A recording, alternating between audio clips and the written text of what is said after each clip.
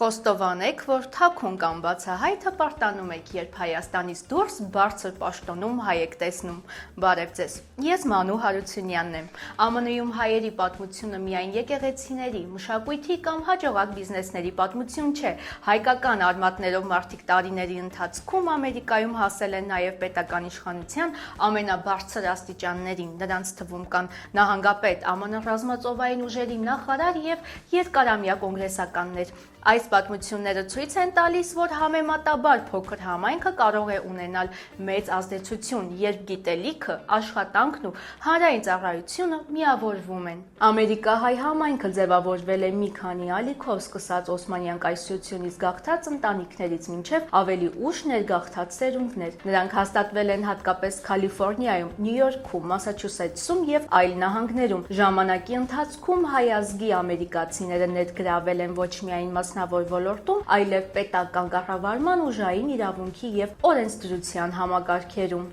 Եթե խոսում ենք ԱՄՆ-ում ամենաբարձր պաշտոնի հասած հայ ազգի քաղաքական գործիչների մասին, առաջին անուններից մեկը Ջորջ Դյուկմեջյանն է։ Նա դարձավ Կալիֆոռնիայի 35-րդ նահանգապետը եւ ղեկավարեց երկրի ամենամեծ նահանգներից մեկը 1983-ից 91 թվականներին։ Մինչ այդ նա զբաղեցրել էր նահանգի գլխավոր դատախազի պաշտոնը։ Նրա ճանապարհը դասական ամերիկյան պատմություն է, ներգաղթյալների ընտանիքից մինչև նահանգապետի առանձնատուն։ Դյուկմեջյանը ծնվել է Նյու Յորքում, հայ ներգաղթյալների ընտանիքում։ Նա կրթություն է ստացել իրավագիտության ոլորտում, ծառայել է ԱՄՆ բանակում, ապա սկսել քաղաքական կարիերա։ 1962 թվականին ընտրվել է Կալիֆոռնիայի նահանգային ժողովի անդամ, հետո դարձել նահանգային սենատոր։ 1979-ից 83 թվականներին եղել է Կալիֆոռնիայի գլխավոր դատախազ, իսկ նահանգապետի պաշտոնում ընտրվել է 2 անգամ։ Հայկական արմատներով ամերիկացիներից մեկը, որը հասել է ԱՄՆ պաշտպանության համակարգի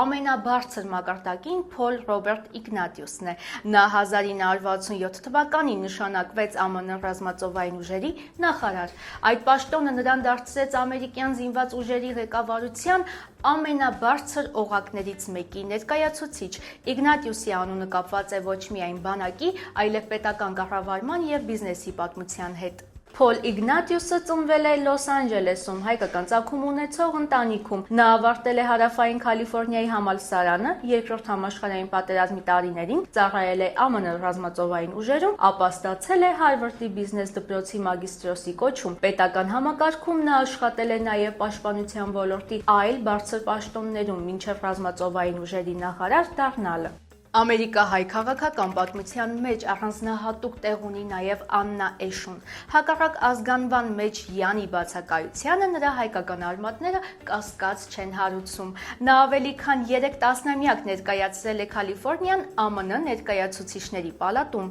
Սիլիկոնյան հովտից ընտրված Էշուն կոնգրեսում աշխատել է տեխնոլոգիաների, առողջապահության եւ ազգային անվտանգության ոլորտներում։ Նա երկար տարիներ եղել է այն եզակի կանանցից մեկը, որը ներկայացնում էր հայկական ծագում ունեցող համայնքը երկրի օրենսդիր իշխանության ամենաբարձր մակարդակում։ Աննա Էշուն ծնվել է Քոննեկթիքութ նահանգում, հայ եւ ասորի արմատներով ընտանիքում։ Նրա քաղաքական ճանապարհը սկսվել է տեղական կառավարման ոլորտում Սան Մատեոյի շրջանի վերահսկիչների խորհրդում։ 1993 թվականին նա ընտրվել է ԱՄՆ ներկայացուցիչների պալատի անդամ եւ շարունակել պաշտոնավարել ավելի քան 30 տարի։ Կոնգրեսում նա հատկապես հայտնի էր տեխնոլոգիական ոլորտի օրենսդրական նախաձեռնություններով։ Ջեքի Սփայերը եւս այն հայ ազգի ամերիկացիներից է, որոնք երկար ճանապարհ են անցել տեղական քաղաքական դաշտից մինչև Վաշինգտոն։ Նա ընտրվել է ԱՄՆ ներկայացուցիչների պալատի անդամ եւ այնտեղ ներկայացրել Կալիֆոռնիան